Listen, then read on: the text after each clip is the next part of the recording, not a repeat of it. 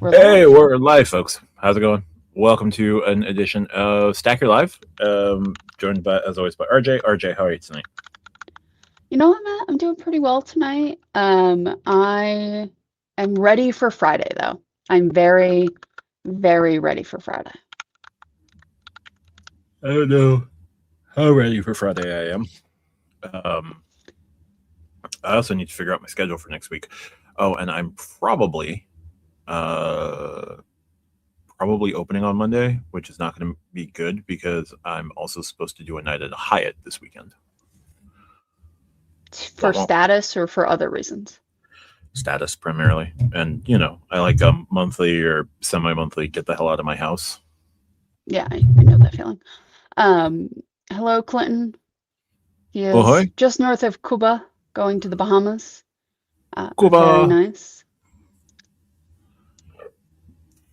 My week is just getting started. Yeah, I worked weekends at one point in my life, and I am glad that I don't because while it is nice, and it is nice to have weekdays off, it is also very nice to have weekends off. So, but yeah, so we'll get everybody in here before we kick off. Um, you think I have a computer problem, Matt? I have not listened to the last episode of ATP, but apparently Marco Arment has an army of 43 Mac Minis. Um, I think he's trying to transcribe the internet in real time for the podcast, or well, for Overcast. Which I respect. But 43 Mac Minis makes my mere three laptops much less of Look, a problem. Marco's Mac homerism is a problem. Marco would be better served either with a stupidly overpowered um, Mac Pro or a couple of server racks running. Well, he came to the game late because what he should be doing ideally is a few server racks with really high powered GPUs, and he should be running like a Claude server. Does Apple know they still make the Mac Pro? Is that a thing that they are aware is still for sale on their website? Yeah, they launched a new one like 2 years ago. Eh, Like, I They put don't it. know if they're still aware because, like, it's still running an M2 Ultra. Like, I don't know if they're aware that this is still a computer they make. Um, You they're can get aware. it with 192 gigabytes of memory, though, which is kind of nice. I'm actually surprised you don't have one. Oh God, no.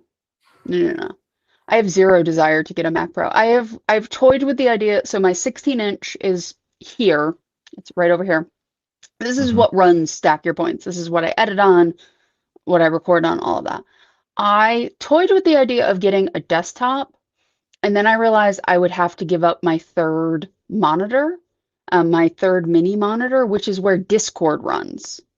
That is running Discord at all times. Like that is where Discord lives. I do full screen apps for everything else. Um, so I would have to either get another monitor and reconfigure my desk or just give up that screen, and I love that screen, so that's a no. Also, the times I do want to take that somewhere, um, I want that ability. So it has 48 gigs of RAM, which is more than enough for even I exported a 337 gigabyte version of the podcast the other day. So it's got enough RAM to handle that. It's got a lovely dbrand skin on it. It's rocking an M3 Max, so I think it'll probably be M6, maybe M7 before we even think about upgrading. Are you exporting in 442? Why is it so big? Matt, I have tried to export in just about everything, and it's like, you know what? We're gonna make this huge, and then I run it through Handbrake, and Handbrake's like, here's a 2 gig file, and YouTube's like, yeah, this is fine, and then life is good. When I upload the pod in like 500 megabytes. You and I edit very differently, to be fair. I run it through Final Cut. Yeah, I've given up on Final Cut. Yeah, I use Final Cut religiously. It goes from StreamYard to Descript to Final Cut, export, Handbrake, the internet. I've skipped the Final Cut part just because I don't know what Final Cut is adding. Because I can I hand add, edit. I hand edit the podcast. Like it goes through Descript and then I hand edit the podcast. but it can do everything for you. It can do most things for me. What can it do? It doesn't like I add some things in. I do things. It's how I edit the podcast, Matt. Every time I have only done Descript, I have gotten comments on the podcast editing. When I do Descript and myself, nobody comments on the editing. Hmm. So I always watch the full podcast before it goes out, usually. There are like my answers sometimes I'll scrub over because I know what I said. But I watch basically the entire podcast. Sometimes I'm working on getting transitional things for our different segments. So those have to be added by hand. Like I do not just hand it over to Descript and then post. Like I can't I can't do that. I won't I can't do it, won't do it. So I always run it through Final Cut. I do some leveling, some image leveling, some sound leveling in Final Cut as well. I'm toying with going back and running the audio through Logic, detaching it from the video, running it through Logic, reattaching it to try to get the best sound I can. So there's a lot of things I do to the podcast when I edit that you do not, which is fine. We edit differently. It's the magic of having two editors. And then I run it through Handbrake, and it's a tiny file, and it goes on YouTube, and everybody's happy. So Yeah, but tiny for you is 2 gigabytes. Tiny for me is 500 megs. it's not a tangent, Keith. This is us vamping a little bit to give people time to join the live stream. That's like the first like 10 minutes is us just getting people in. Yep. Also, thank you for the $1.99. We appreciate you. Hi, Much John. appreciated. Hey, John. Also, you canceled your Apple Card, which for you makes a lot of sense. I will probably never cancel mine. I don't know if I would. And yes, the important people are already here. This is very true.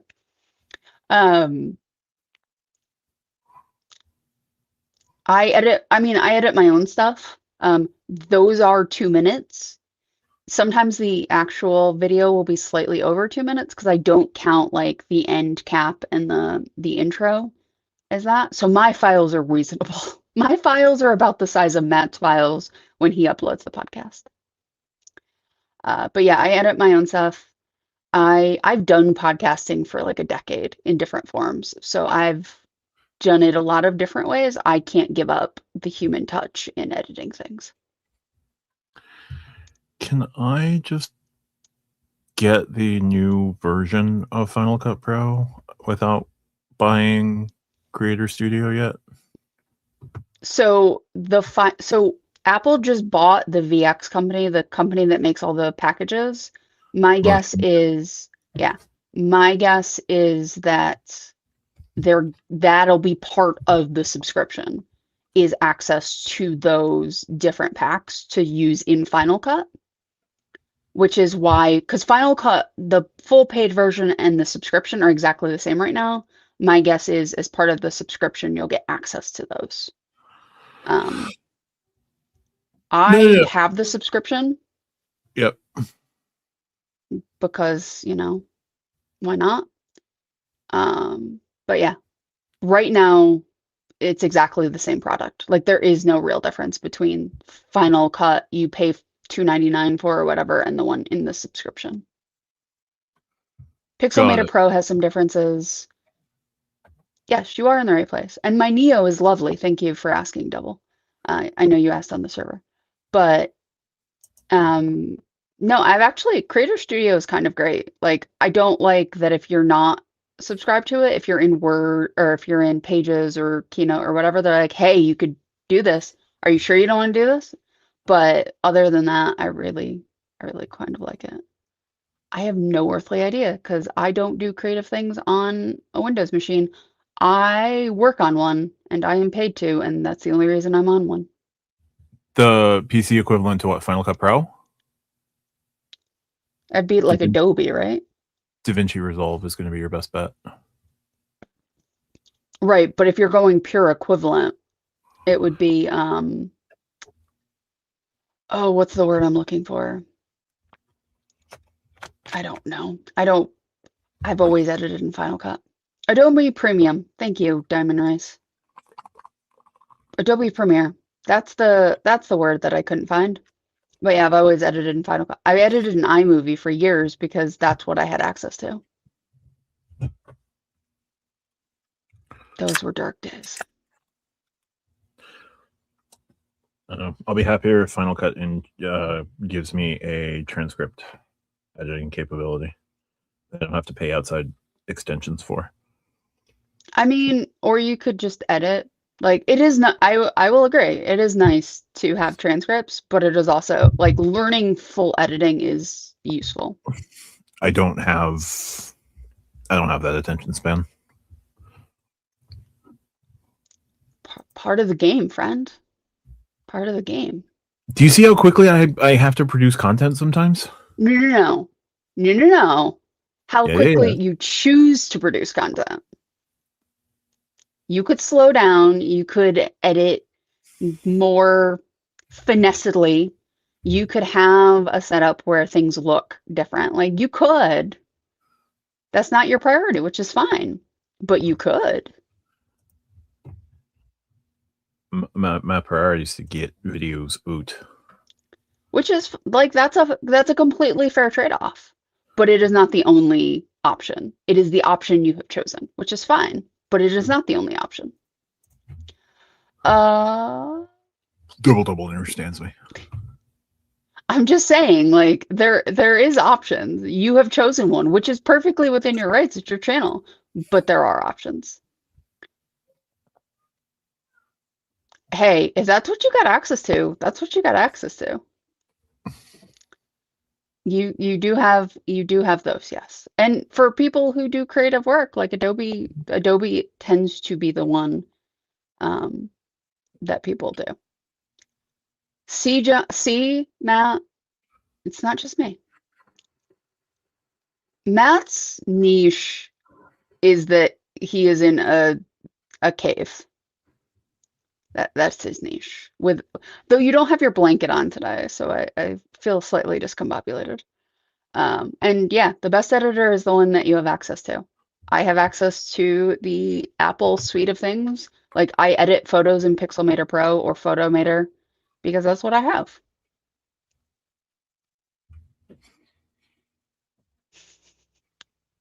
Very nice. But yeah, no, Matt, you have made your choice. It is your choice to make. I support you in that choice. It is not the only choice you could make, to be fair.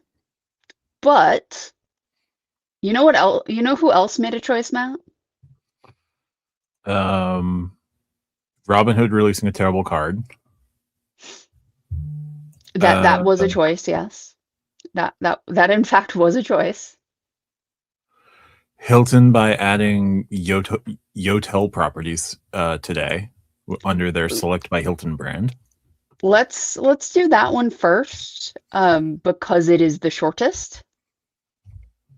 Sure. Why don't you tell people what a Yotel is, Matt? Because I was not aware of this brand before the news broke. It is a minor hotel brand, not a minor hotel, but like it is a small hotel brand. They've got about 23 locations across the world. So Hilton announced their exclusive agreement with Yotel that will provide guests more options globally. These are primarily in urban markets. Yotel stays feature small room design, the clever tech-enabled features.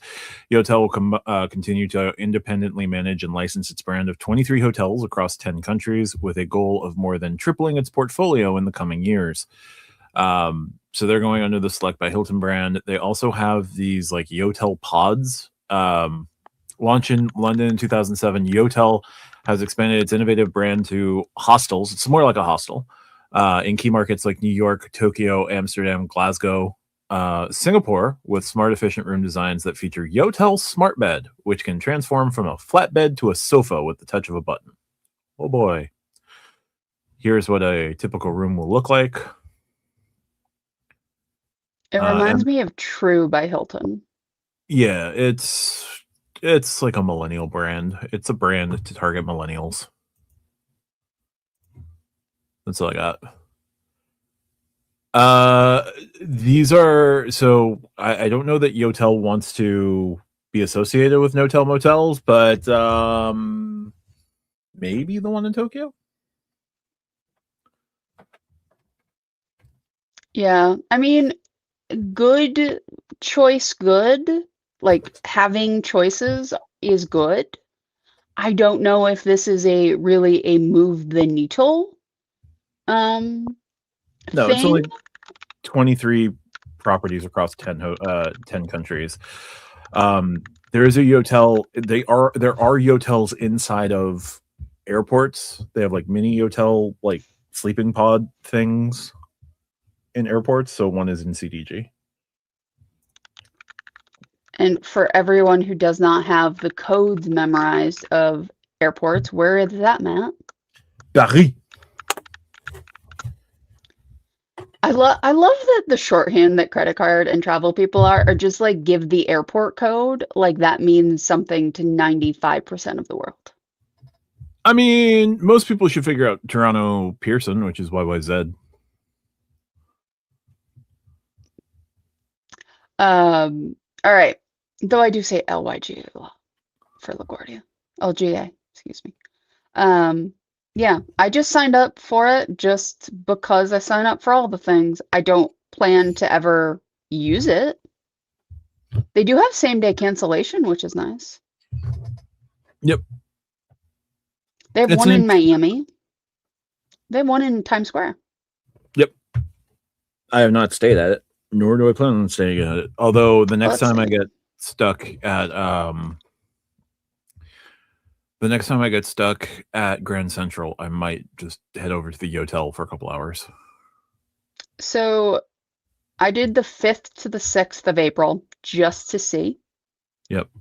One full bed, 10.5 square meters of space, is 127 a night, including fees, excluding taxes.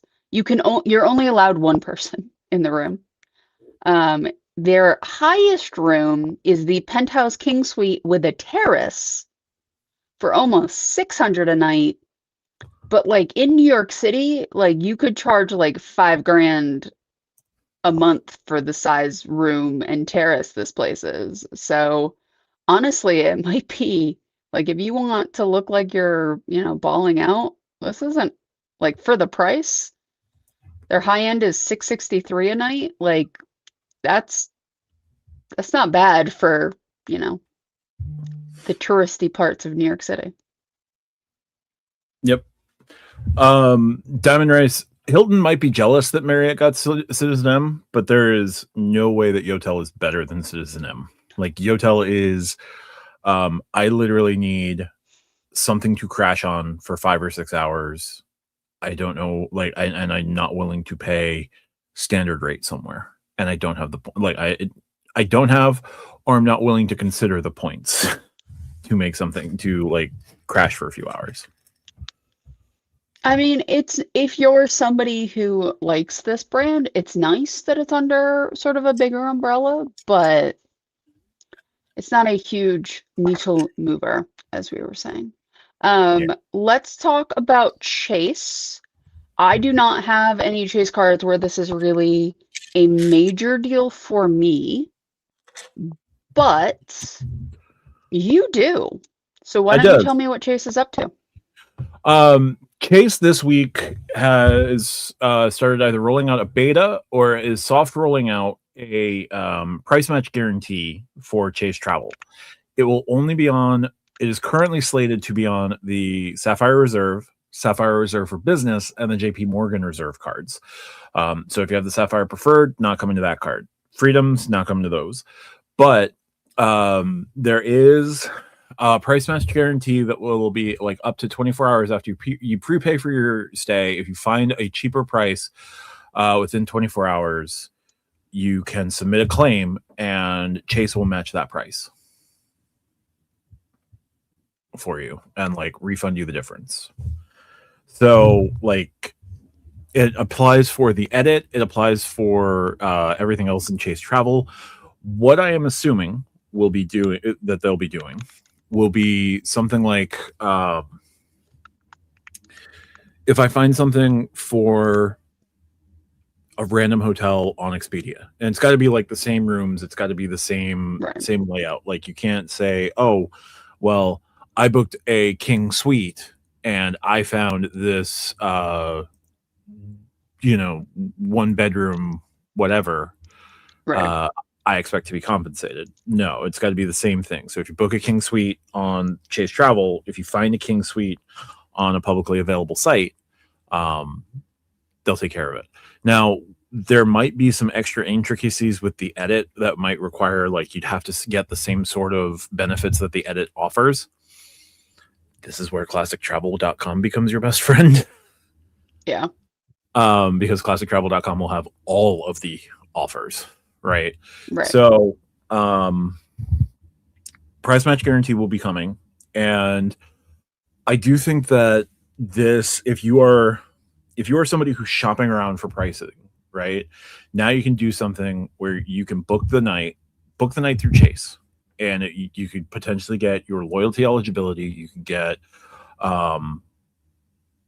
your 8 points per dollar, and you can price match, so that the idea that Chase Travel is significantly overpriced can now mostly go away.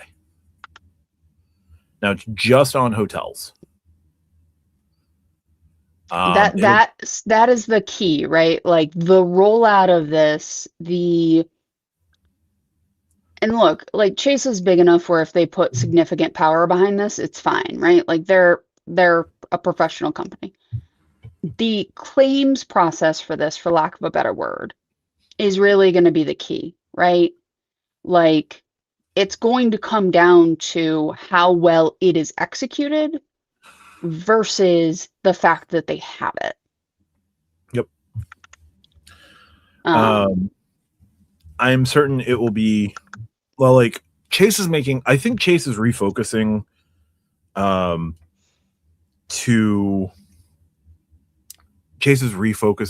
their strategy on the credit card side of things, and they're going to make travel a big part of it.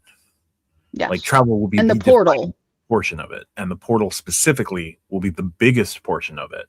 So I don't think that they're going to screw this up.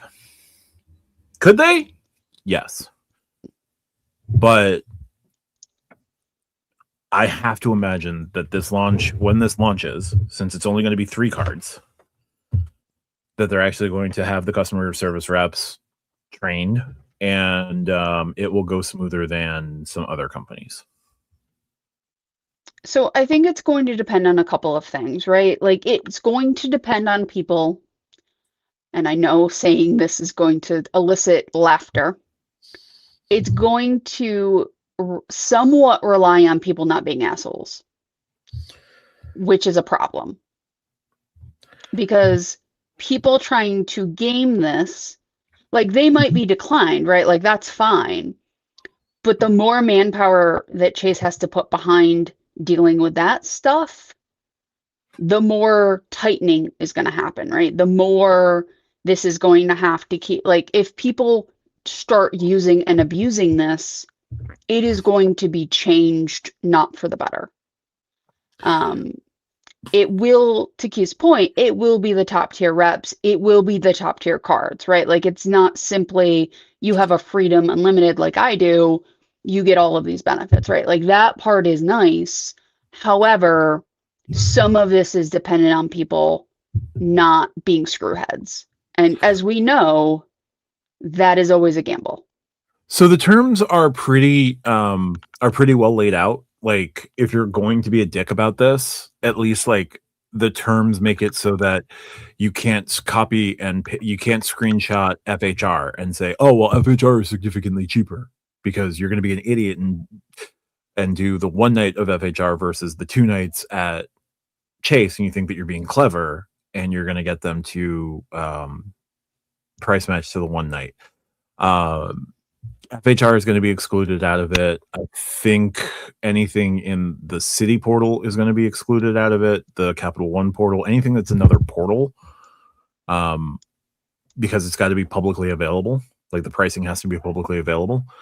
I think that will be of use. Like you can't do built home away from home. You can't do FHR. You can't do the hotel collection. So I think that the those who operate in the gray are not going to be. There will be successes. I don't think that they're going to be long-term successes for them. Yeah. The thing is, if they disrupt the system enough and get things changed, it doesn't matter if it only lasted 3 months of it, right? Like that's the problem with people who want to be screwheads is you can get a lot of things unfortunately changed in not much time by being a screwhead. So we'll see. I think it's good. I think price matching is good.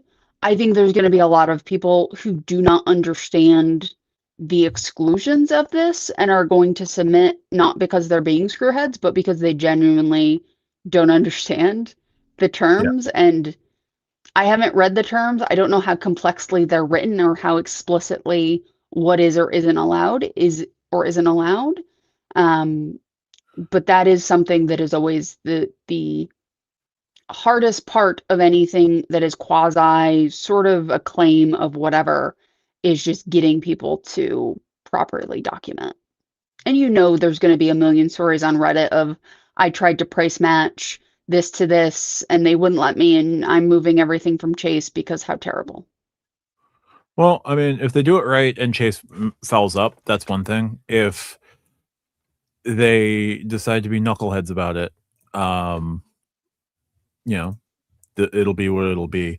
So what I have here, let's share the screen. Portals are back, just marked up stays. I don't like the trend of forcing us into portals. They're going to be the point generators.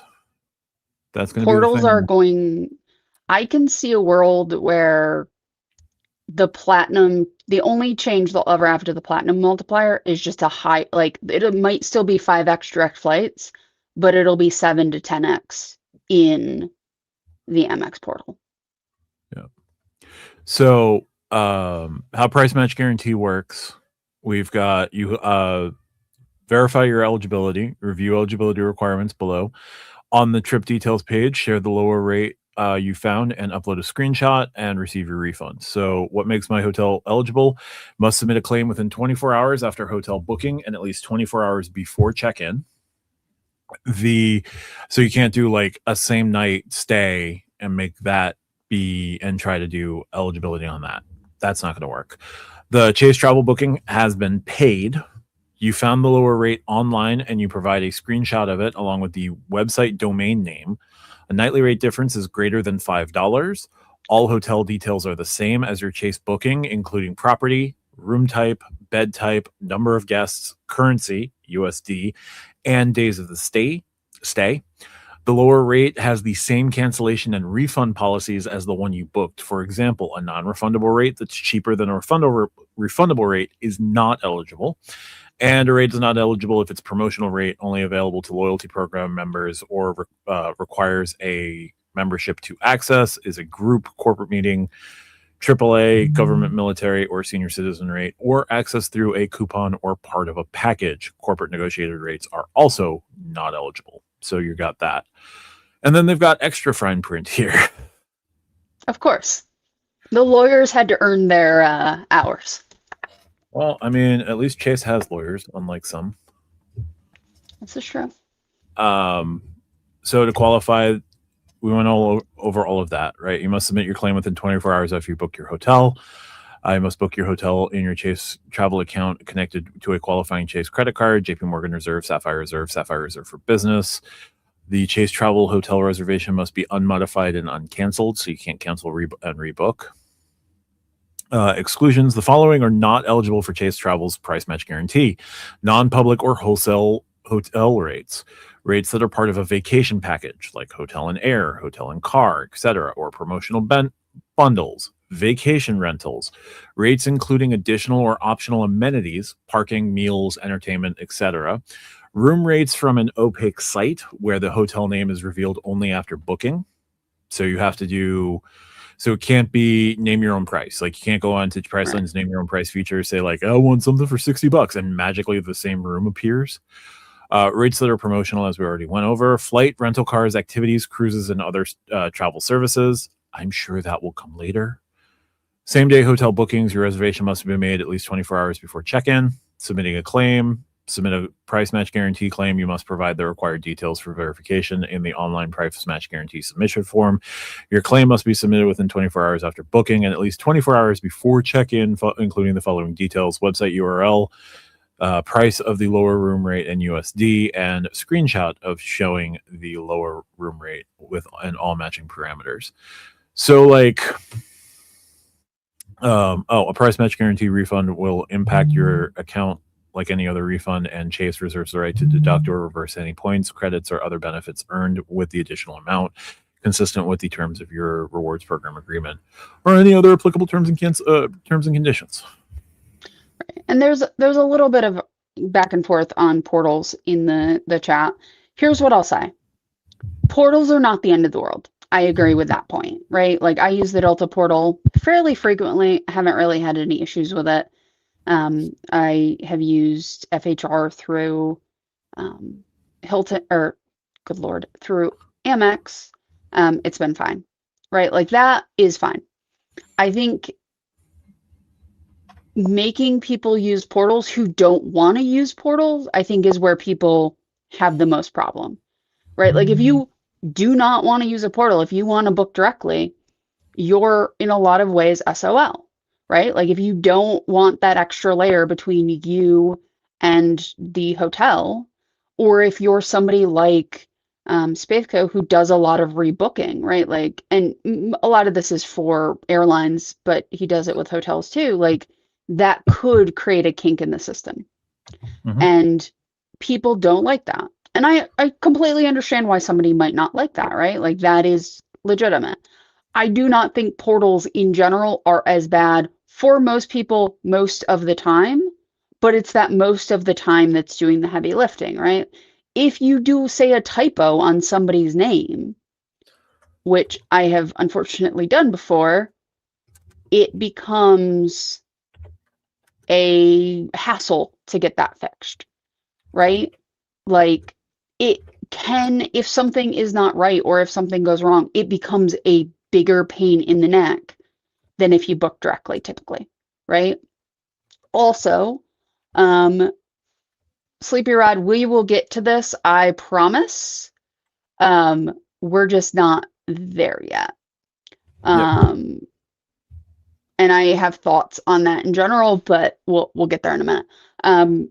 Also, like portals, yes, certain things will be reflected, right? Like if I go through FHR for a hotel in FHR, I'm going to get any status I have reflected typically, right? But it is still up to largely the discretion of the hotel. And yes, if they don't reflect it, you can call and they'll get their hand slapped and you might get some points for your trouble, but you still have to deal with it.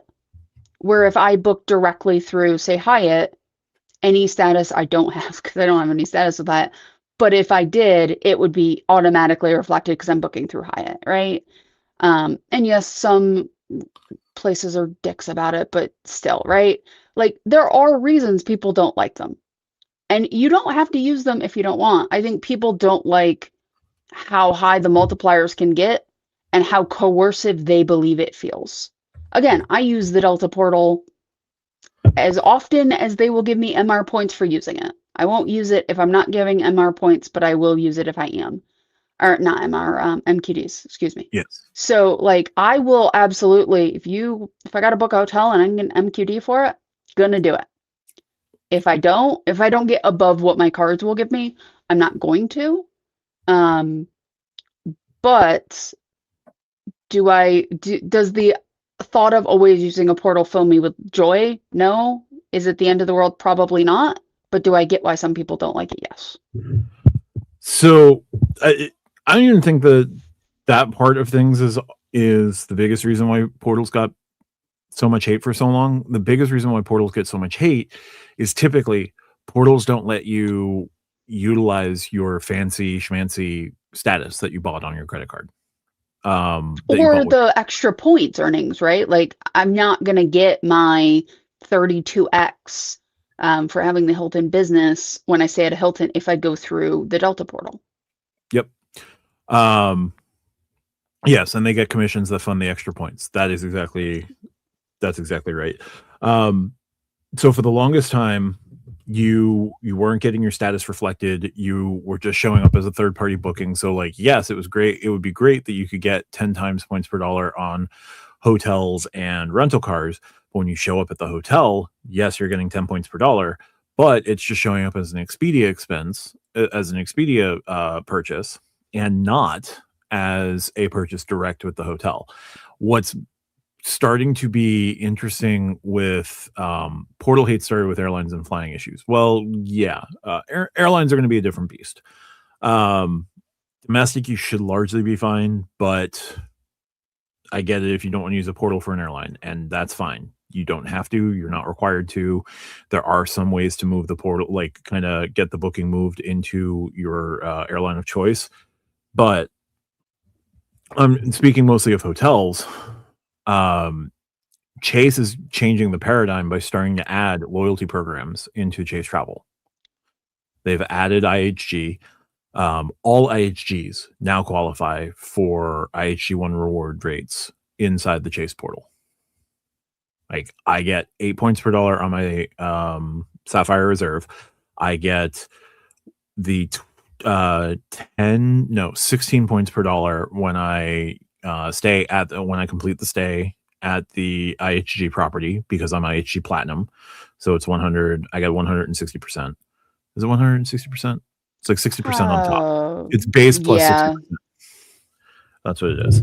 So if base is 10, then I get 16 points per dollar. And I get all of my status reflected, which Platinum is like breakfast and breakfast sometimes and water or whatever else they offer, like or extra points or whatever they give you. Room guarantee. You got room guarantee. You've got points or drink or snack, complimentary upgrades, 2 p.m. late checkout, which everybody has, and it is 60%. Yeah. But I can now book all of my Holiday Inn Expresses, all of my Holiday Inns, all of my Hotel Indigos, all of my Vocos through Chase Travel and get all of that with Right. IHG. They've also, I got an email from Chase earlier today that they've added all Omni Selects, all Omni properties. And there's only like 50 Omni properties across the country, but all of them now I can now earn my Omni Select status through Chase bookings.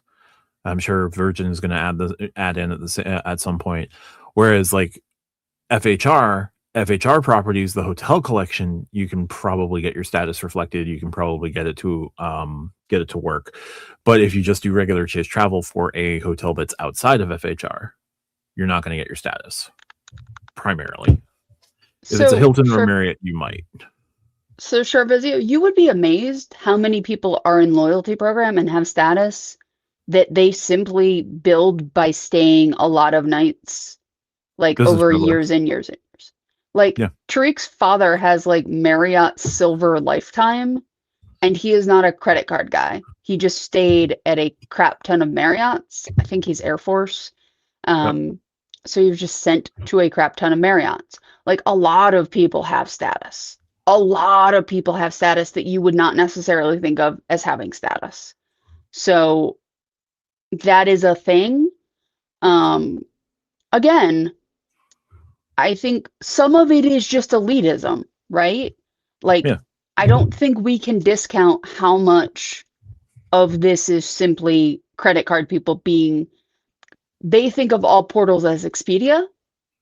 And I think that is antithetical to how some people in the credit card game want to live their lives. Yeah. Chase is changing the paradigm. And Yes. like when Citi starts to add I prefer eligibility and starts to add Wyndham eligibility, like that will become a big reason to start booking Wyndhams and whatever inside. Like they're going to expand their ecosystem plays with their transfer partners and adding them into their portals to get you to stay. Like a premium World of Hyatt card will get you to stay at Hyatt's more despite the upcoming devaluations, and the ability to earn 8 points per dollar and have your status reflected through the Chase travel portal will be a big pull as well. So Yeah. you're going to start seeing, like, I have a feeling next month when they do the Hyatt announcement that you're going to see them add in the ability to earn status or like have your status reflected through Chase travel. And that's going to be huge. Now, I don't know this because I don't have a CSR to really poke around the site. Mm-hmm. If you use status reflected for IHG stays, are you also getting the night reflected? Yeah, the night would be reflected.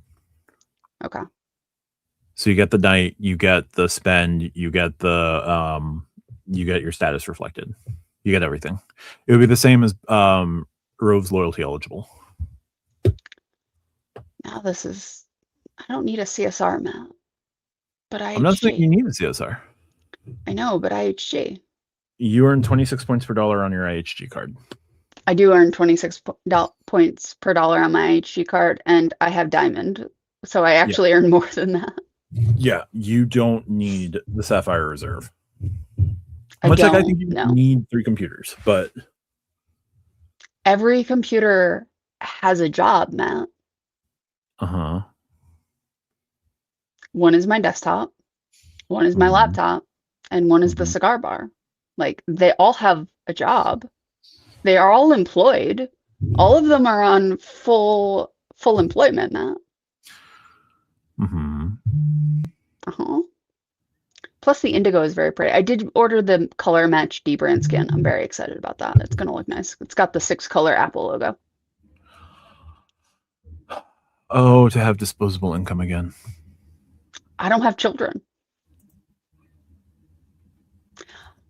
I'm single with no kids. I am living my best life. I mean, not really, but, you know, no kids, no partner. I'm good. Yeah. Anyway, but yeah, no, this is potentially going to be huge, and like the paths to exploitation, there's going to be people who are going to exploit it, but like Yeah. part of my booking process now can just be I have Expedia, I have Chase Travel, or I have myself signed out of IHG, or I have myself signed out of Hyatt, right? So that I can show what the public rate is versus what the member rate would be, because the loyalty program bookings, it says, are ineligible. So I would just do that and show my work. I wonder if you, even if you are signed in, you know how you can get the normal rate, like the non-member rate, if you go into it? Yeah. I mean, You it's could. probably neater just not to sign in, but I do wonder, yes, this is my life. I mean, I'll have money in the bank until I pay off my gold card because I'm almost done with that sub, which was not the plan, but you know, dental work. It's amazing how you get a new card and then the sub finds you. You don't find the sub finds you. Oh no, I haven't gotten a new card in a while. I don't plan to get a new card for the rest of the year. I legitimately do not plan to get a new card for the rest of the year unless Amex comes out with something really good. Thank you very much SJDP for the members. We deeply appreciate it. If you are a new member, go to stackyourpoints.com. You can join our Discord. There's membership information. There's links to all the channels. There's the merch store. It's very exciting. But yeah, no, I think this is good. To be clear, I think price match is good. I hope Amex does roll it out. Um, I need to I need to use the Amex portal more, but I don't have anything to book. I've booked everything so far through May, and it's all through either direct or through Delta. So I am this close to gold. Like I just have to take the flight that I have booked for San Diego. Like I'm getting gold. It's just a question of if I get platinum for next year. I have a few more nights booked. Like I've got nights booked out into I want to say September, but those are like just solo nights.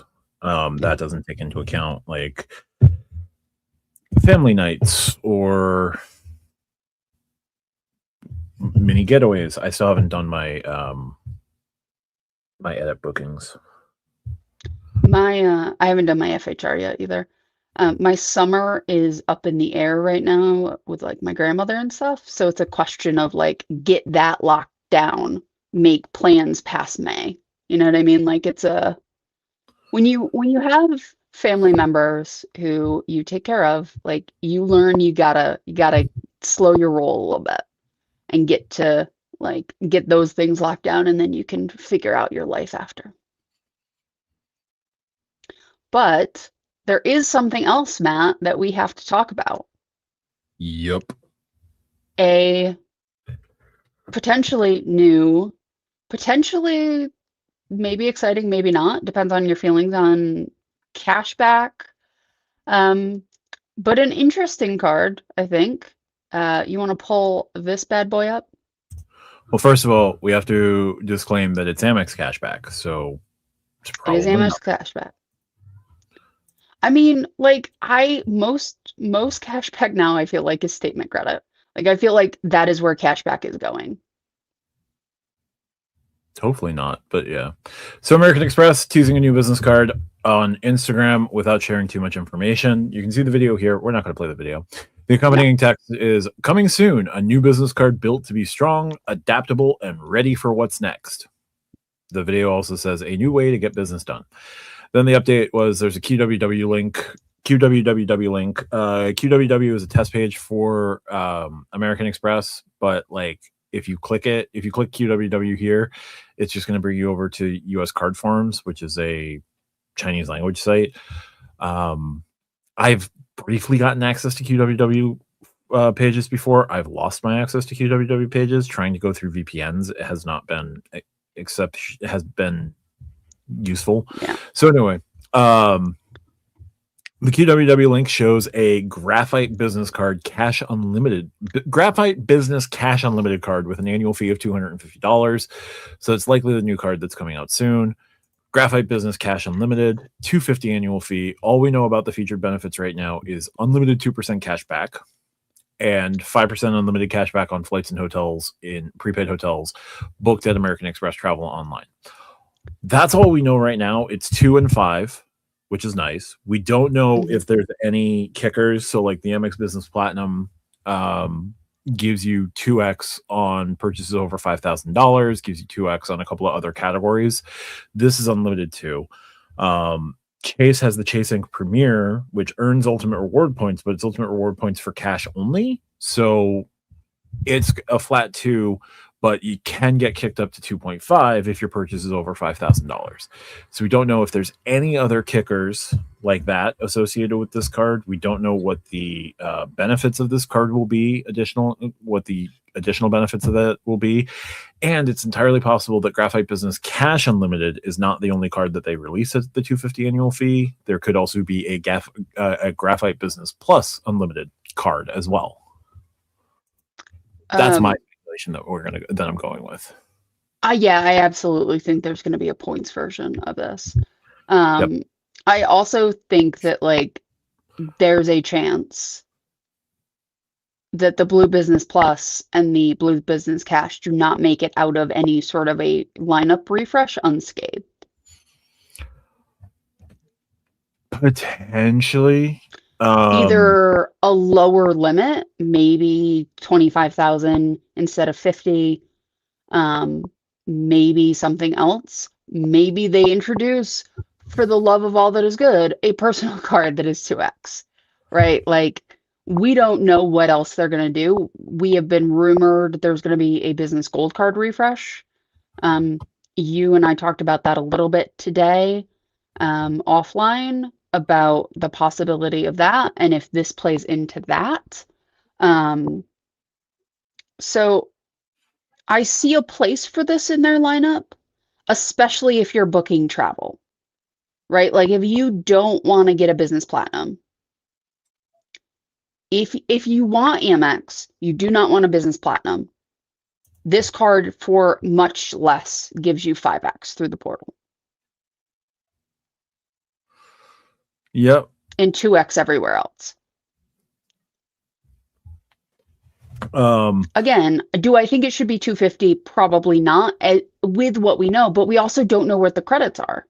Yes. Considering how Amex operates, it's probably going to come out with at least $1,000 in credits, but what those credits are going to be, I don't know right now. Like if this comes out with a AI credit, right? You can use it at, say, Claude, ChatGPT, Gemini, whatever, right? Like if it comes out with a credit like that, if it comes out with, Lord knows it's going to have a Resi credit. Yep.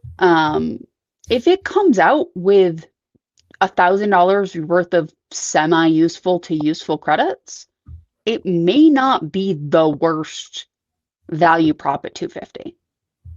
Now, I'm not saying it's going to be the best, especially if they keep the Blue Business Plus at 50K and exactly how it is. But again, if you don't want to get a business platinum, it does give you 5x through that portal, right? Like that is a way for some people to sort of split the baby on not having to get a business platinum if that's not really a good fit for them, and a Blue Business Plus. Yeah. Yeah, there's I don't know what this card will end up being. You can convert out for MR points. It's perfectly valid, but it's 2x grocery, 2x dining, 5x, 10x in the for Rakuten. What do you call it? It's not like it's on the Amex network. It's not an Amex card, so, and it's also capped. You can get 28,000 extra points through the Rakuten card. That's it. Well, it's no annual. Well, it'd be no annual fee grocery. 2% on grocery. Right, but also there are so many other cards to get better grocery on. Like I'm not saying it's a bad card. I'm saying it's not as strong if you think about that cap. No, it's not as strong as if you think about that cap. However, it is probably the strongest no annual fee membership reward point earning card. Yes, that I would agree with, but it's still not an Amex card. It's on the Amex network. It is not their card. No, it's not. But again, it is still probably the best no annual fee membership reward point earning card. I don't care about Amex necessarily. I am agreeing with you. Sleepy Rod says something else. I am disagreeing with him. To be clear. You agree, him disagree. Yeah, I have a feeling that I have a feeling, one, that they're going to have an uncapped 2x business card launching at the same time. The difference between this and the Blue Business Plus, Blue Business Cash, Blue Business Plus, Blue Business Cash is capped at 50K. This is meant for businesses that do spend. It's also not meant for like us. It's an actual business card. Like it's not a business card. It's a business card. For this, if you're booking everything together, it would be one, right? So if you're booking 2 to 3 double night stays, so you're doing 4 to 6 nights, right? If you're just booking the edit, every edit stay will get $100 credit for all of those. To get the edit credit, it has to be 2 nights. Just booking a night at an edit property, you'll still get the property credit. You'll still get all of that. You just won't get the $250. So if you're doing 2 to 3 edit double night stays, so 4 to 6 nights, each one of those will have $100 hotel credits. The only way it wouldn't would be if you're doing a 4-night stay that you're doing consecutively and you call the hotel to join them. That would be the only one that wouldn't get the $100 credit. You also want to pay $900 for the card. Like, and I'm not saying that it's not worth it for you. I absolutely believe for you it's worth it. But it is a vast difference between $250 and $900 or $895. I say Also, this as somebody with a personal platinum. Keith's spend is much different than most. Yeah. Like you can support multiple cards that are very close to having a comma in them from business spend. And again, the business platinum is a great card if it fits you. It's not going to fit everybody. And those 2X categories are not necessarily what every business is going to want. Yeah. As for the graphite card, I'm torn on it just because $250 feels like a lot, especially when you have the Signify Cash, which is no annual fee, uncapped 2%. But again, we don't know what the credits are. Like if the credits are crap, it's not going to be good. Right. The only reason why I would sort of consider I wouldn't even consider an uncapped 2X version of this because I'm not putting in any real spend on my Blue Business Plus right now. But this is why I think it's a business card and not a, like, this is a business card. This is not a business card. Yeah. Trevizio, yes, people actually use Amex as a credit card and not simply to play upgrade, downgrade. I know it's crazy, but it is true. Gold card. Gold card. Lord knows how much Craig puts through that gold card. Multiple gold cards. And if you're traveling consultant, platinum. If you're like, I use my platinum like for what it's for. I use it for flights and the portal. But I think that I can't grade it until I see the rest of it.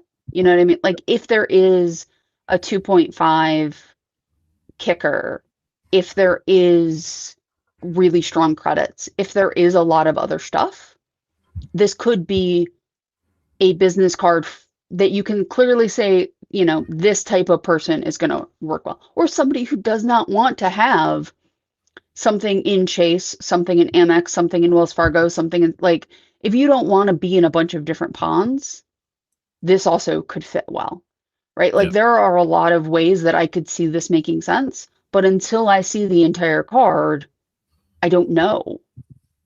Also, this is becoming harder because so many people have talked about it.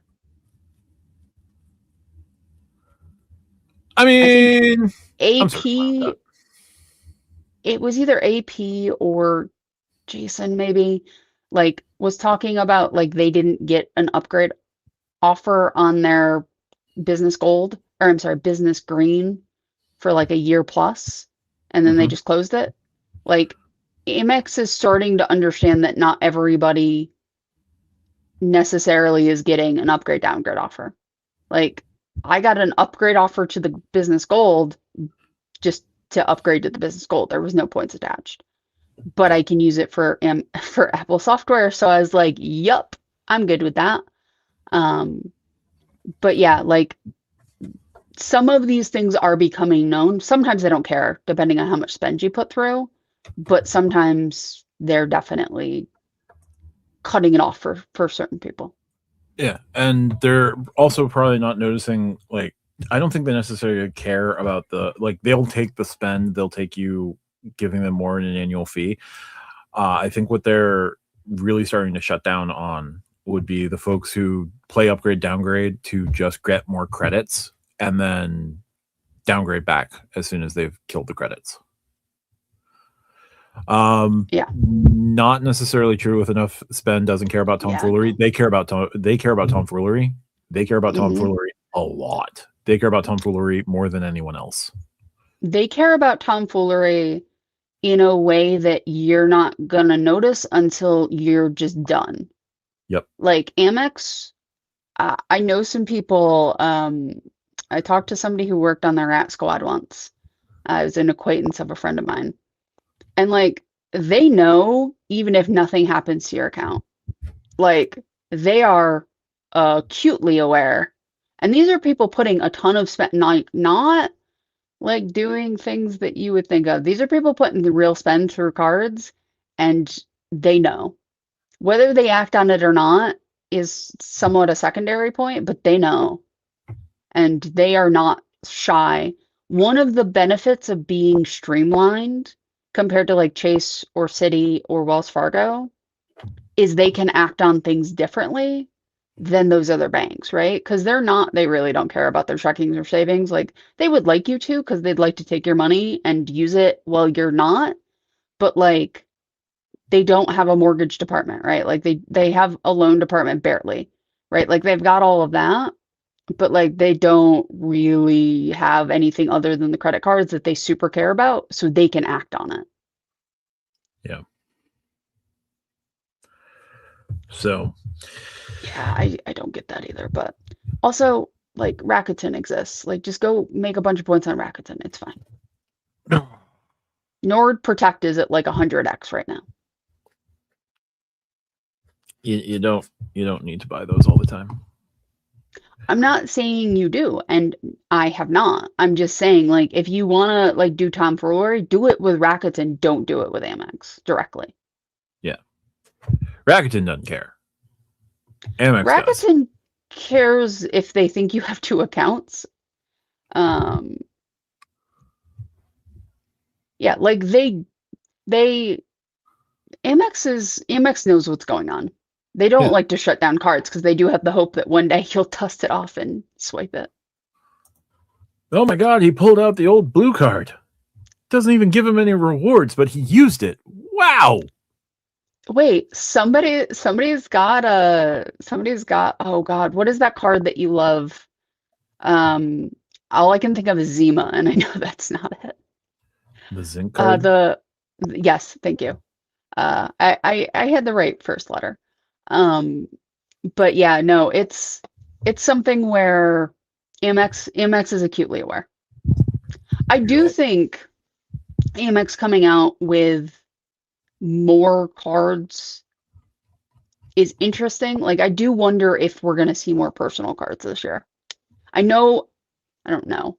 We assume the green card is going to get updated. We assume the business gold is going to get updated, but this is a brand new card. Maybe they'll bring back the everyday and everyday preferred because they just took them down and didn't say anything about it. I will not stop beating this drum. How much would you pay in an annual fee for an uncapped 2x personal American Express MR earning card? I don't get near the $50,000 on my Blue Cash or my Blue Business Plus. Um, Sure. But if they introduced a personal card and if they, Amex does approaches their business as if you mhm, pay me, right. how much you How much willing? would how much would I pay for a $0 annual fee? I'm sorry. How much would I pay for a 2x personal? Probably, I would probably need it to be no annual fee to switch. Okay. If it was $95 and it had compelling credits, like then maybe, but it would be it would have like the Blue Business Plus has nothing on it, right? It is 2x everything up to 50,000 and no credits. There is nothing on there. Yep. Um, if they did, for $95, if I got $150 in Dunkin', like sign me up tomorrow, right? I'll take that deal. Sweet. Um, so for me, Like that would potentially do it. But if it was not compelling credits, it's just another Resi credit, then I probably wouldn't. Also, what do you mean by Amex doesn't have a normal checking account? The Yeah, I checking account. don't. They have a personal checking account and they have a high yield savings. Yeah. I had them. And both earn interest. The checking account earns Yes. interest. And the checking account, like the debit card earns MR Half points. point per Not dollar. great, but it does earn them. Yep. I think a lot of people would ditch the green and get the gold and the 2x card. Yeah. 4x on dining and groceries, 2x on everything else. They would make that. They would make that work for them. Now, let's say a 2x MR earning card on the personal side launches that also has a 50% kicker if you put $1,000 a month through it. Would you get that card? The day it launches. But it's a $250 annual fee. No. $195. Still probably no. $150. Not if I have to spend $1,000 a month to do it, then it becomes a harder sell, right? Now, would I do something, and I don't know how you would do it because they don't have the same mechanisms, and I'm going to say everybody's favorite company for a second, but on Built, I can basically pay for a kicker. It's not real money, it's Built cash, but I can put a kicker on my card for 3x. If I could do something like that, like somehow, like it's a $0 annual fee card, but if I wanted 3x everything, pay X amount of money, that I might do for 250.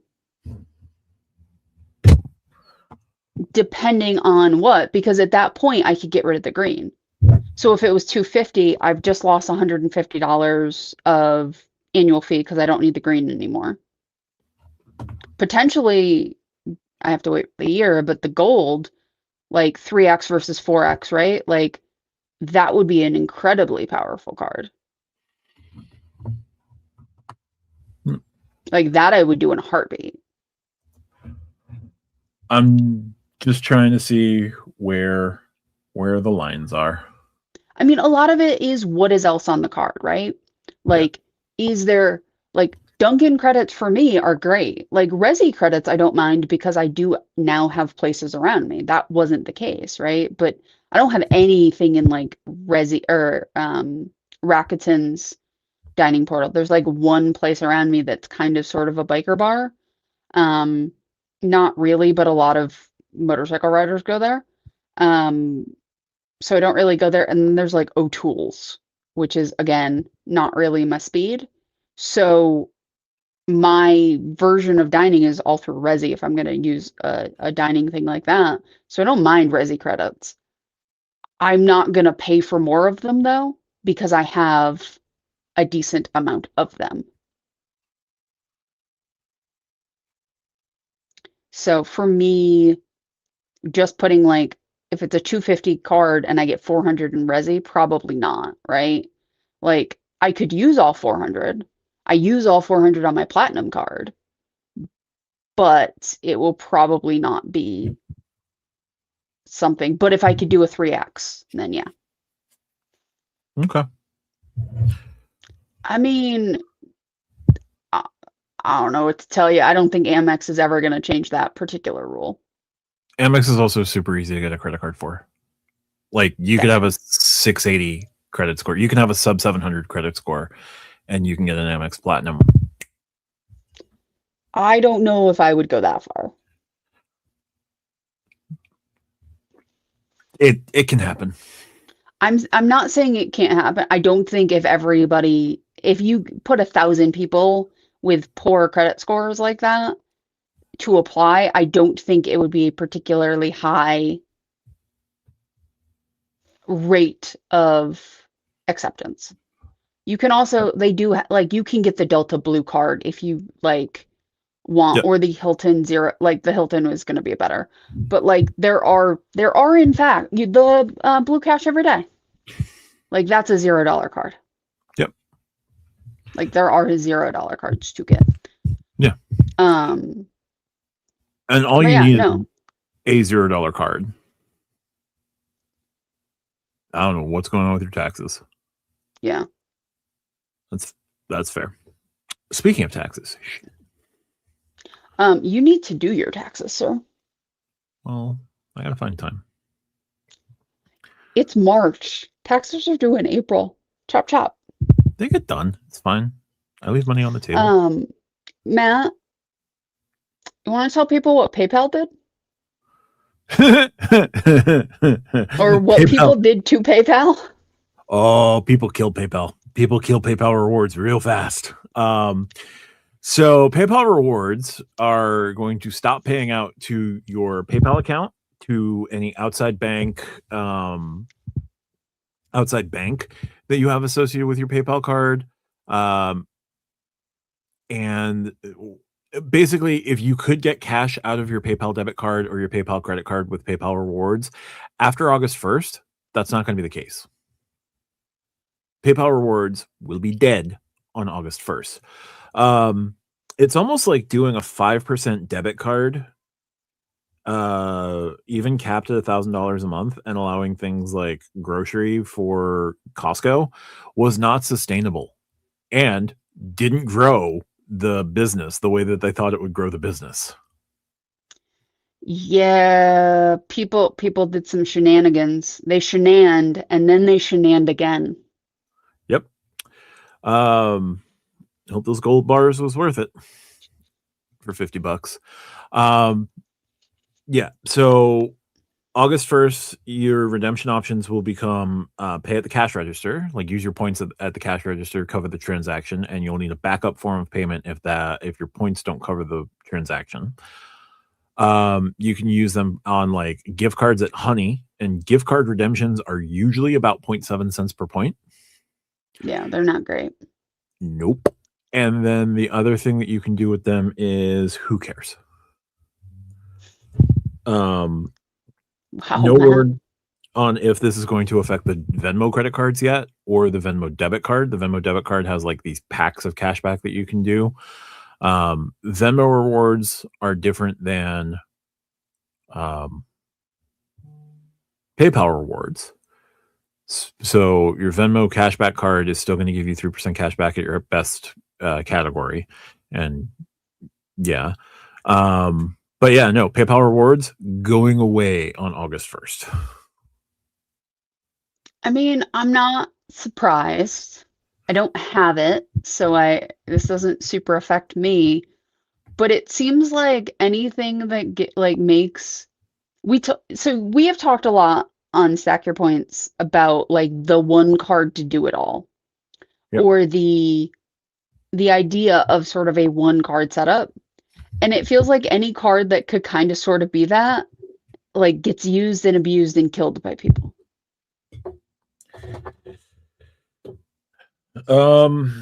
Yeah, when we stop living in the I got mine reality of credit cards, then maybe it'll happen. But no, when the attitude is make hay while the sun is shining and take as much as you can, and F you, I got mine, when that is the prevailing strategy and wisdom, and yeah, no, it absolutely wasn't sustainable. But yeah, when people started doing shenanigans, like the ride eventually ends.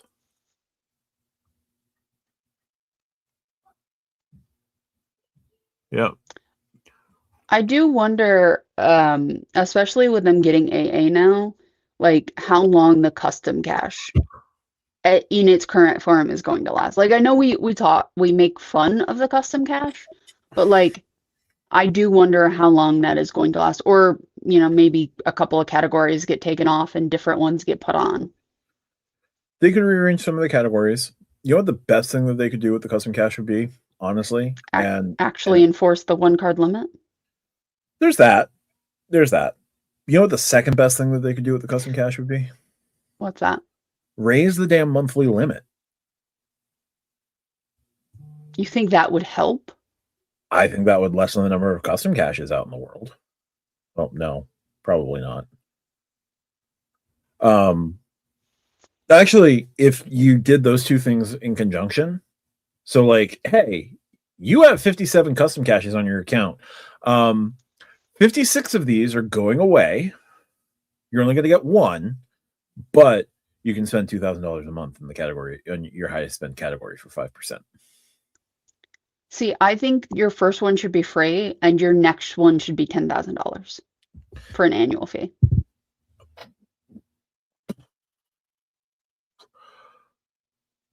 Oh no, how could we make this more fun?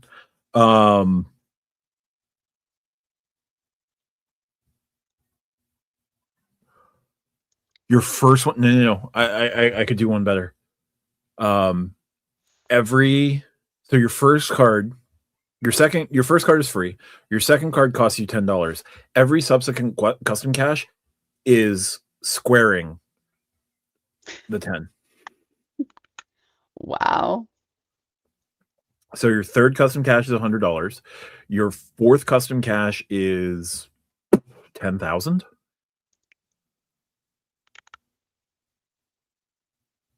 Whatever 100 squared is, but it would just square. Hold on. 100 square, like that would be some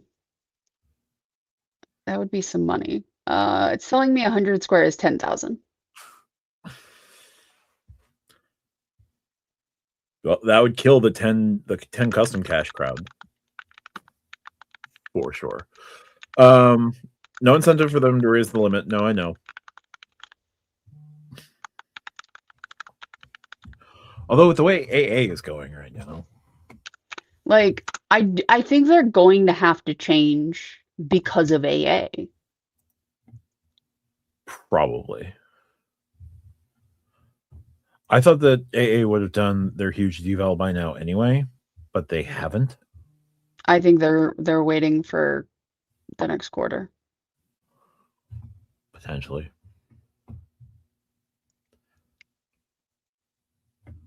Oh, I just came up with perhaps my favorite image of you. Hold on. Oh, This God. one's actually really good. Like Gemini did well. Hold on. Where is Speculous? No, stop. Halt. Copy image. There we go. Halt and catch fire.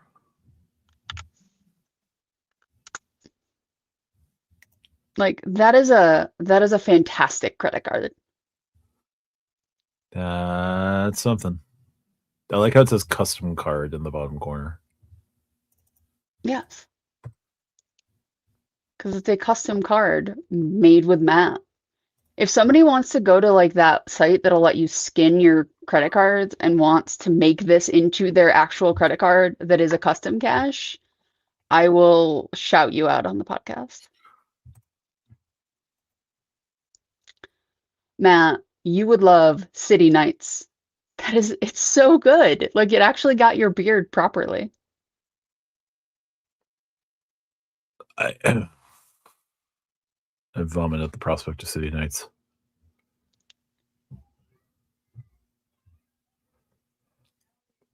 If you're spending less than $500 a month on it, that's fair.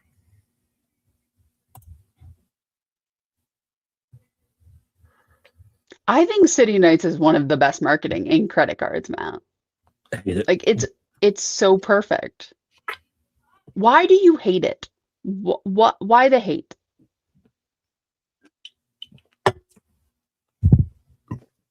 Just make it city weekends. Just everybody goes out. Like, but the point is the word nights. Like City Nights is the point. City right. Weekends does not have the same sort of alliteration to it. City Nights isn't alliterative.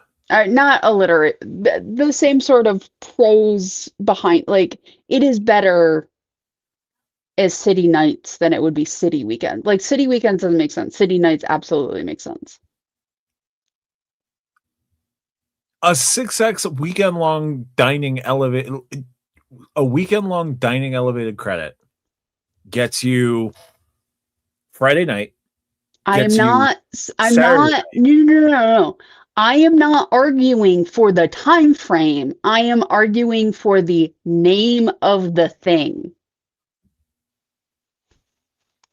I am arguing city nights is a better name than city weekends. Possibly. But Also helpful. I think the marketing strategy, they could have made the marketing strategy weekend, like all weekend. Just give you elevated from 6 p.m. on Friday to 6 a.m. on Monday. You get Friday night dinner, date night dinner, girls' night It is dinner, so good. It's so good. And Matt is a hater because it's city. all day Saturday. Also, yes, all day Saturday and brunch. City is excluding brunch. Matt, you're a hater. Go drink some more Haterade. Also, basic AF, but whatever. I just want brunch covered, all right? You have the CSR. Go put brunch on that. It's a chase card. Of course, it's 3x. But it's only 3x. Brunch is delicious. How dare you? What would you do with a city point? Me? Nothing. JetBlue. My point.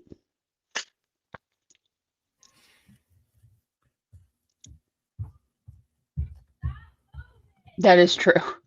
That is the funniest part of city nights. Well, the fact that they pegged it to Eastern Standard Time. Matt, do you hate city more than Cap One?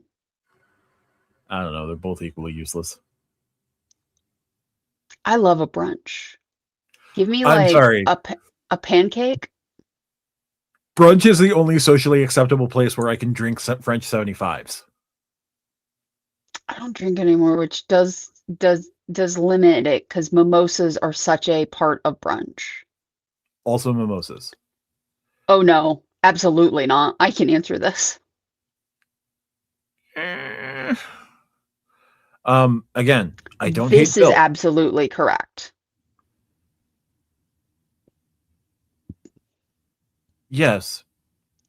But cities excluding 6 times points for my ability to have brunch. But you don't want their points. But if you're someone who wants their points, you can't have their points and brunch too. It's discriminatory against brunch. Matt, now you're I love city nights. I think it is one of the best marketing in credit cards. I would love to. One, I can't eat the pancakes. Two, very, very small dining area. But it's got to be efficient as hell. It is like in Chinatown. I got pizza in Queens when I was down in the city for my no, Golden Diner is on Manhattan. Yes. Yeah. It's like I Spring got Street. Let's see. It's not on Spring. Madison. Okay. I got pizza in Queens when I had to go down to Staten Island for my nephew, and good Lord, do I miss city pizza. I was so excited. I got city pizza. It was delicious. I miss the city. I understand the city is Manhattan, but I'm using the term to mean the entire area. The pizza in Queens is delightful, and we don't have it as much upstate. It's so good. I was so happy. I did not get any Italian pastry though, which is a failing on my part. Also this. I love an Italian pastry. I guess I could do the DoorDash breakage. Fine. But it's not the same. You like the cookies with almond flour you can have, right? Macarons I can have. I can have macaroons. I can have both macaroons and macaron. I can have that's the one with the almond flour, the almond Yep, paste. yes. Um, I can have meringue. I can have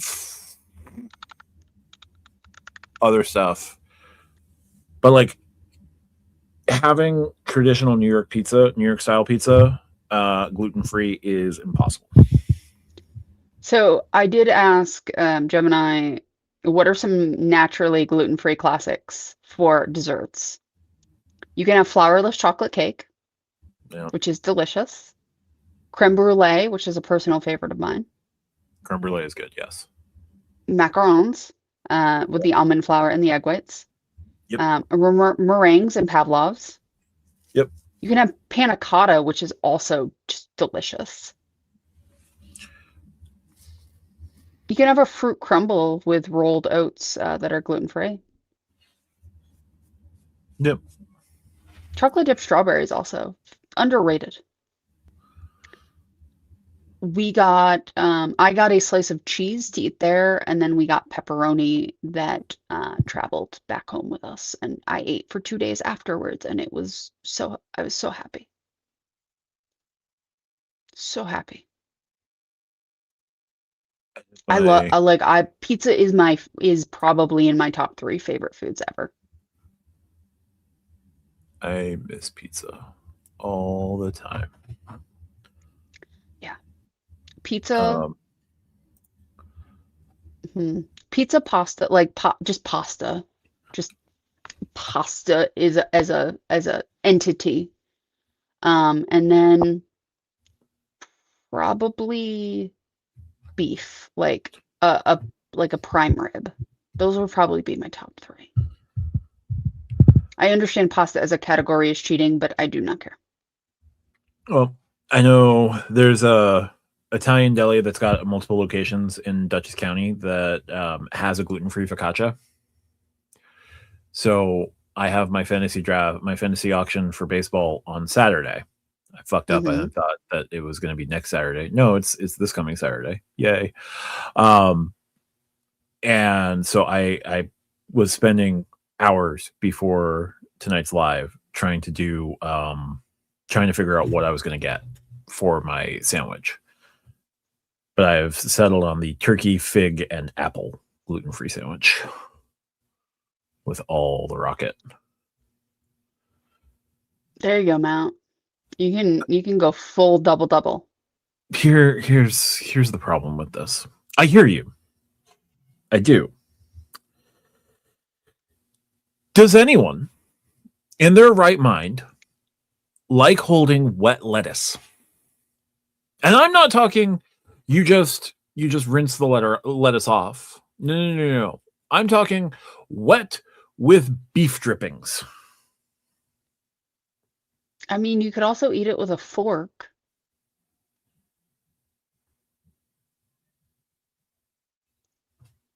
The official double double animal fries has spoken. It's not wet, it's crispy. No. No, it gets soggy. I've given up. Also a Yeah. fork. Just use a fork. Yes, I as I mentioned on my live the other night. Yes, I do it at Five Guys. Yes, I hate it. No, I don't like living it. Just there's What's gluten wrong free with a options. fork? What's wrong with a fork? A burger is not supposed to be eaten with a fork. Matt, A it's it's burger. it's you put a fork. I eat things with forks that aren't I use a fork when I eat pizza sometimes. It happens. I'm calling John Stewart on you. I scrape the cheese off, I eat the am pizza, and calling. then eat the cheese. I'm calling John Stewart. It's not Chicago. It's equally as offensive. I scrape the cheese off so it cools. I eat the bready part of the pizza, and then I eat the cheese. I've been doing it forever. It's how I eat pizza.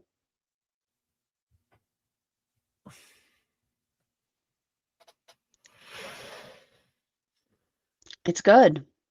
I'm not saying anything else anyone else should try it, but it's good. It's like my credit card strategy. Look, again, I'm not saying anybody should, but I gotta scrape the cheese off so it cools. And then I eat the bready part of the pizza. I don't like cut the pizza up. I just use the fork to scrape the cheese off. And then I eat them separately. So I get maximum satisfaction.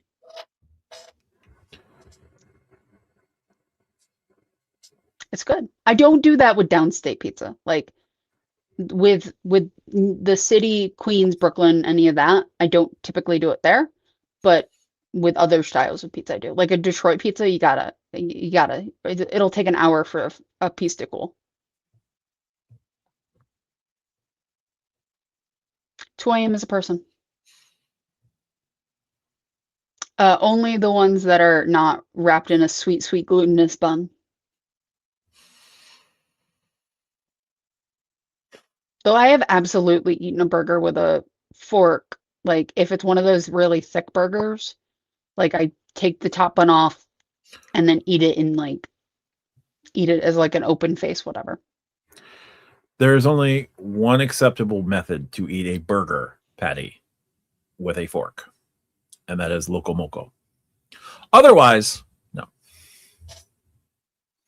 I don't understand the policing of how people eat things. I'm not policing it. I'm just wildly disappointed. Okay. You should not watch me eat food ever then. Because I don't want to get my hands dirty. Like, I don't need a burger, like, dripping things off of my hand. I will use a fork. I might use a fork with every burger I eat from now on, just as a protest against the anti-fork crowd. May the raccoons hunt you down. I mean, it's not entirely against the realm of possibility. Um, but again, like, as long as the food is good and getting to my mouth, I don't care how it gets there.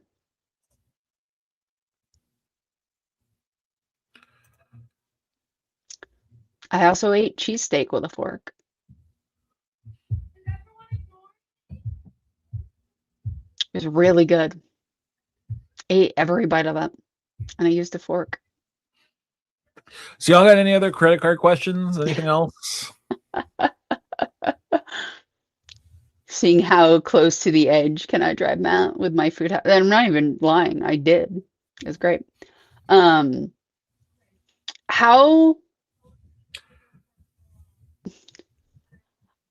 I care not to get stuff on me. How do you think this is going to, if do you think it's going to affect the business gold, the graphite, the possible graphite card?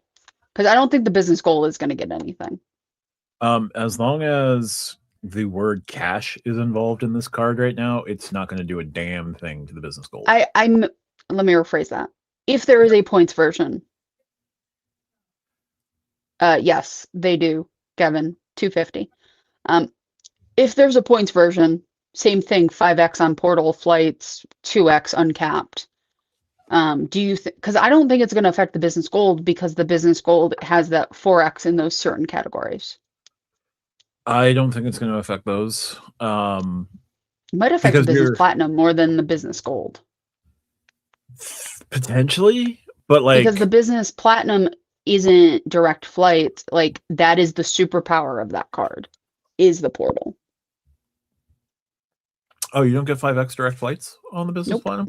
Not in the business platinum. Only the personal. Interesting. Although you could still make like that 5,000. You could still book a $5,000 seat and get 2x, but it's 2x versus 5. I mean, that's some scratch just to get that higher multiplier. Have you versus the portal? It's fair.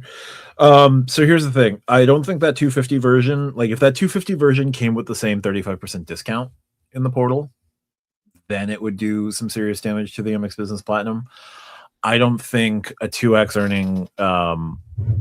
earning card with like block credits would do much to take away from the business gold or the business platinum.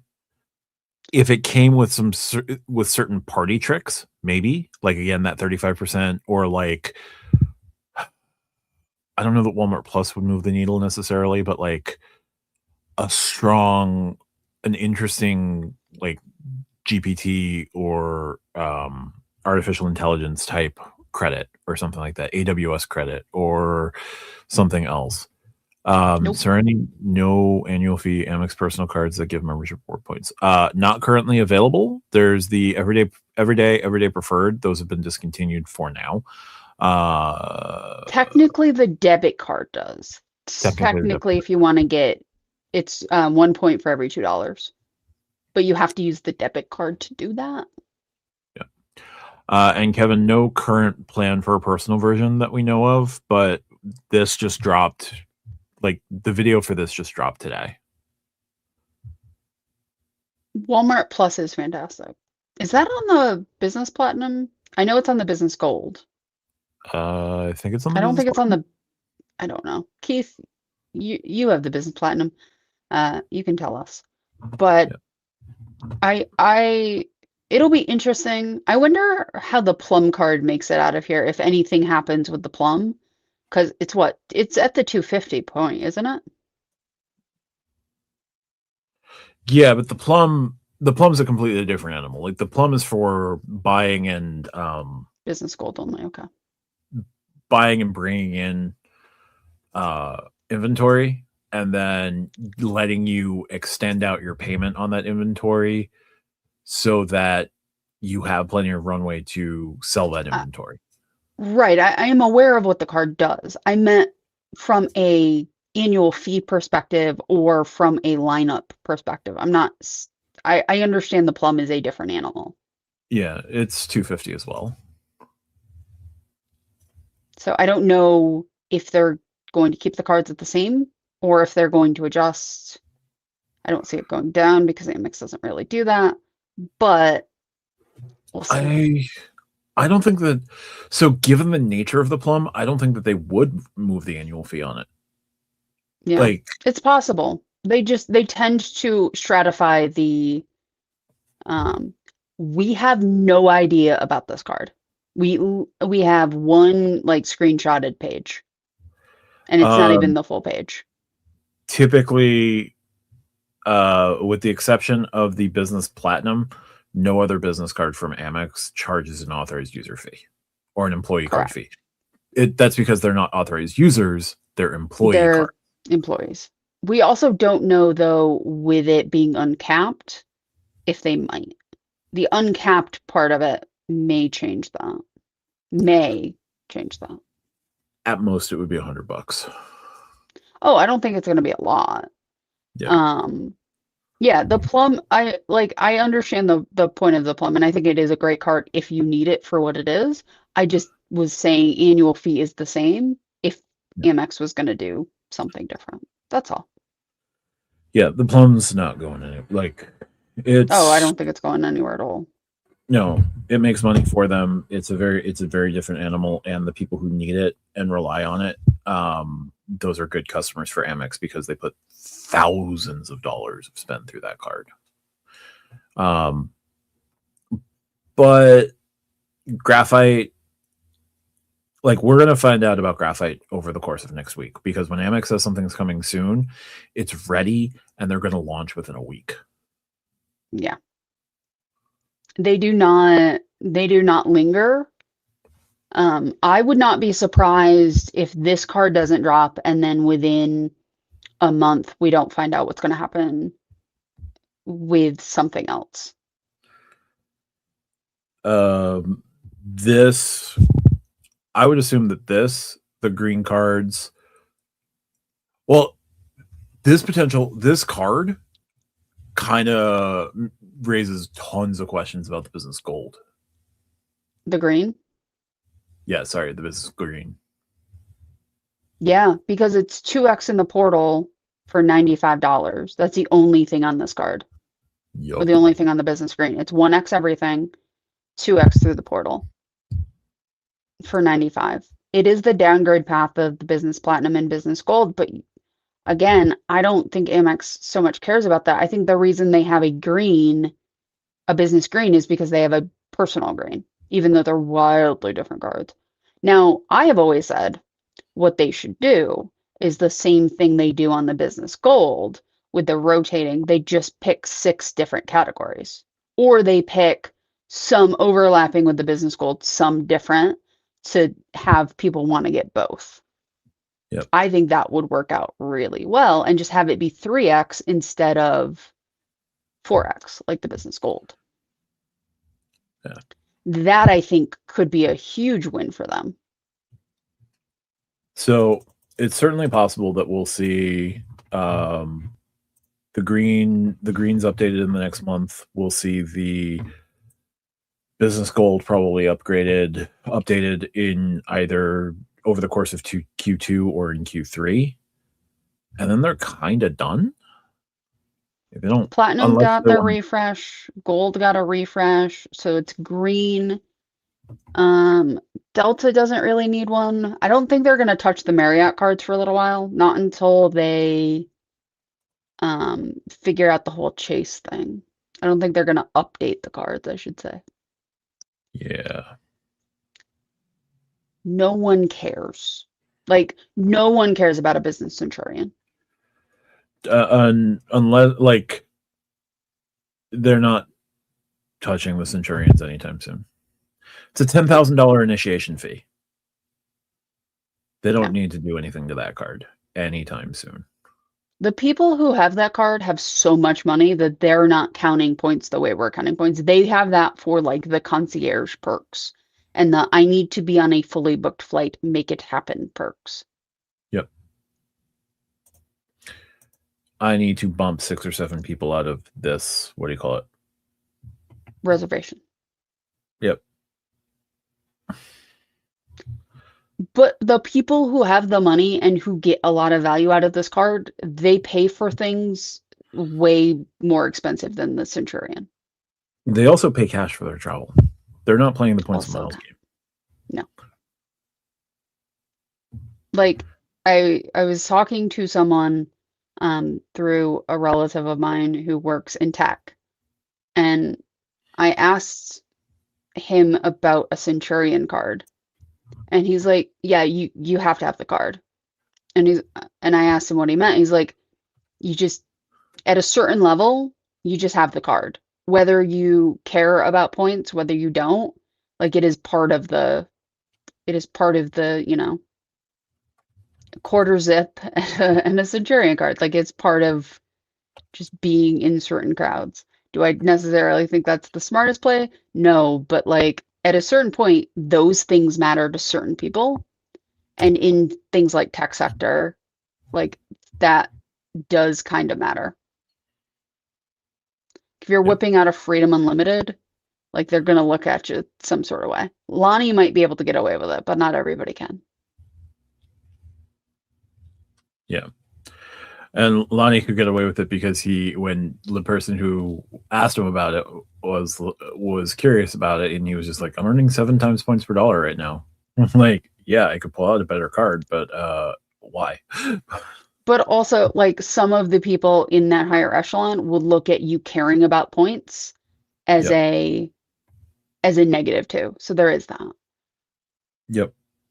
Yeah, I think a lot of them do. But I think they play the game differently than you do. Or that I do, right? Like they definitely care about the 5x. But they also care about purchase protection. And they also care about the fact that there is a platinum line where they pick up. I've had to call the platinum line exactly once, and it is a wholly different experience. Yep. I gifted one, and SJDP1234 gifted the other. You are welcome. Yep. Make sure you go to stackyourpoints.com and you can learn more about your membership, find out what it entails, join the Discord. We have a good time.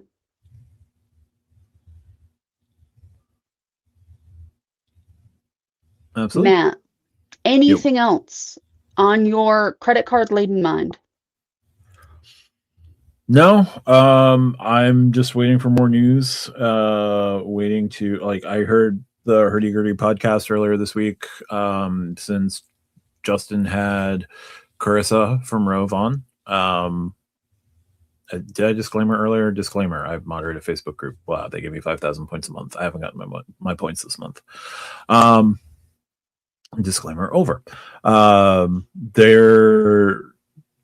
going to be launching more transfer partners in the near future. I'm aware of at least one of them. They're working on their status. They're working on a couple other things. App is still stuck in development hell. I know why the app is stuck in development hell, but it's annoying what's holding the app up. And Max, the CEO, actually wrote out a really interesting piece on their website about like what happens in the background with shopping portals and like how shopping portals work and like why it takes so long to get points. So that's a pretty interesting read. I put it in the points portal channel on the Discord. So that's pretty intriguing. On the shopping side, are Rove's multipliers static or do they move on a day-to-day basis? They're in between. So they don't move day to day. The multipliers can change over time, but typically they stay relatively static. They might change monthly, if that. Like most of them will stay largely the same. And if there's a promotion, then they'll elevate from there. But we'll see what happens. Yeah. And Rove does have a pretty good spread. I've looked at it a couple of times. I haven't used it yet, but I've looked at it. They're also looking at cracking down on sites that don't pay out properly and don't pay out at all. Like once they verify that the site's not paying out or is showing shenanigans, they ban that site immediately. That's good. Yeah. My favorite Mario Kart character. Oh God. Hold on, I want to make sure I get this right. Let's see. Probably Yoshi. Do love Yoshi, but I love Toad. Do love Toad too. We'll go with Toad. I think Toad has the Amex screen because travel and transit, and Toad's got places to be. And he's got to be there fast. Amex screen. I had to fight with Belroy to get paid out on Rove. Oh. Like, Belroy had the problem? I actually made a Belroy purchase at 5.7, and it's day 10, and it hasn't clicked over to pending. So I might have to I'll reach out to support tomorrow.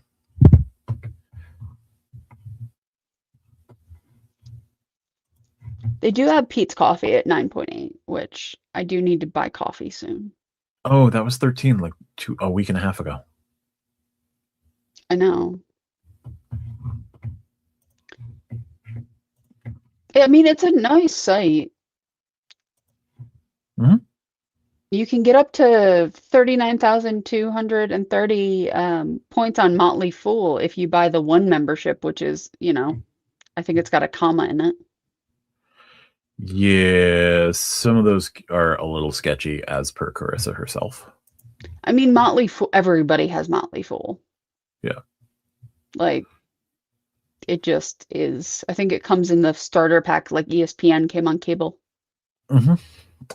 But you can also do your ticket spend through Rove. You can do, they have not only the hotels in their hotel search, but they have hotel companies through the shopping portal that are, of various odds and ends, like H10 hotels. They've got Agoda as well. They've got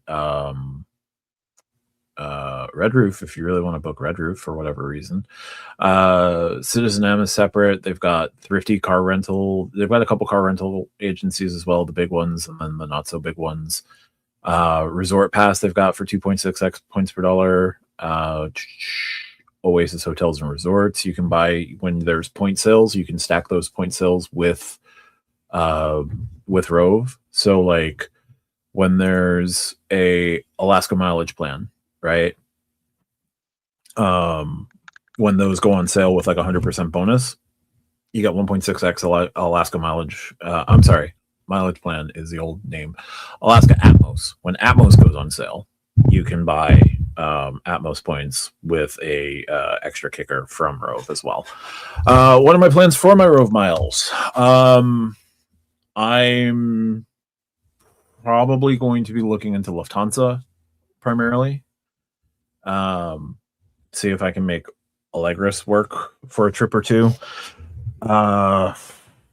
Or I might move them to the other thing that I can do with Rove miles that I might start doing is doing loyalty eligible stays but booked with Rove miles, so that I guarantee a 1.5 cent per point Hilton experience and like not have to play with Hilton points to figure that out, because that also counts as a cash booking and will generate more Hilton points. Yeah, so you want to do with them what I do with everybody for Marriott. Pretty much. Yeah. It's not a bad idea. Nope. All right, Matt. What else you got?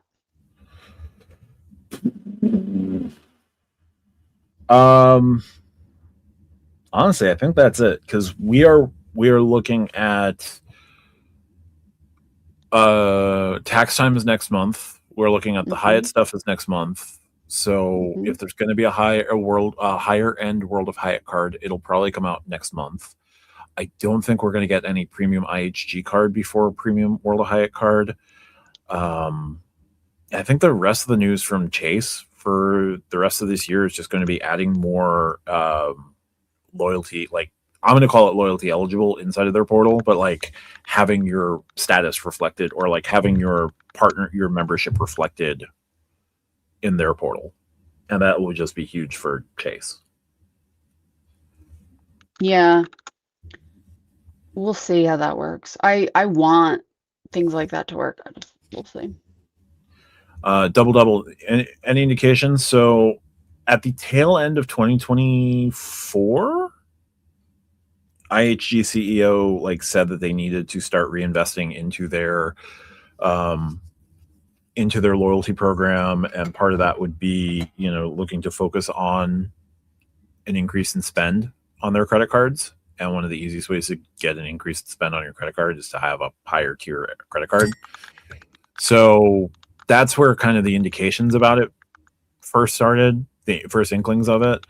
They've already added into the Chase travel portal. I assume that they're working on one, but I haven't seen anything like surveys or anything like that. Also, important point by Keith. Yes. Very important point. I don't love that opening night is on Netflix.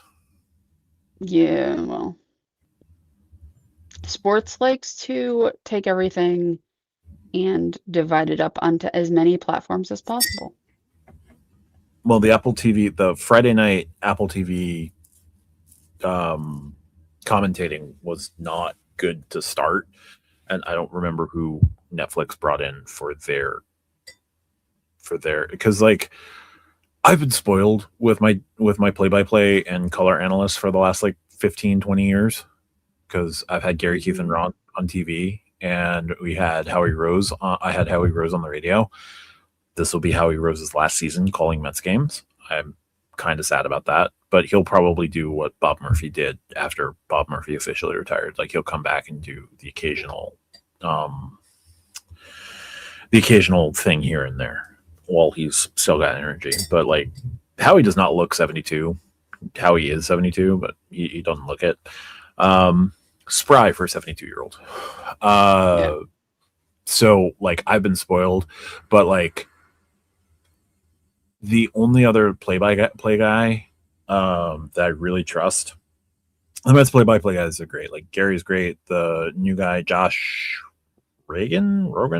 Josh isn't the play-by-play guy on CBS, I don't think. Either way, but like, the play-by-play guy I know of who's really great for like growing the brand of baseball would be Matt Vespersen. This is the fun part about watching Yes, Josh Lewin. baseball with the sound off is I don't have to worry about the play-by-play. What you can do is turn the sound off on the TV and like have a good radio announcer. That also helps. Yeah. That's what I So do when I watch Packers games, is I put on Tom Grossi for play-by-play and then watch the game because it's like it's more enjoyable. what I I'll don't need to listen to Tom Brady.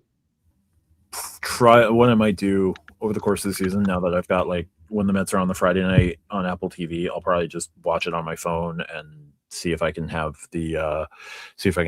Josh Lewin and their play-by-play guy, their color commentator help. There you go. Um,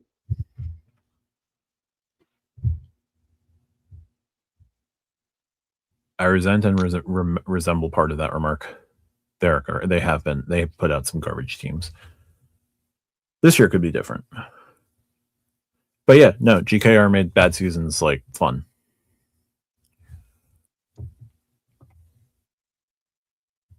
all right, Matt. I think we're an hour 55, about to be an hour 56. Yep. Any final thoughts for the week? Nope, I think we're good. We'll just have to check in next week. We will probably have a new credit card to talk about next week. Yes. Probably. Probably not on the show though. No, not on the regular Not show. on Monday. This show, yes. Yes. Oh, excuse me, guys. I just wanted to be clear for the people following along at home. Yep. Well, with that, I think it's time to say goodnight, RJ. Apparently, there's a new IHG business offer. Yeah, I think we talked about it on the podcast. Yeah, there was concern when it was first launching that there was lifetime language attached to it. There is no lifetime language now that it's publicly available. Good to So know. there's that. And with that, good night, RJ.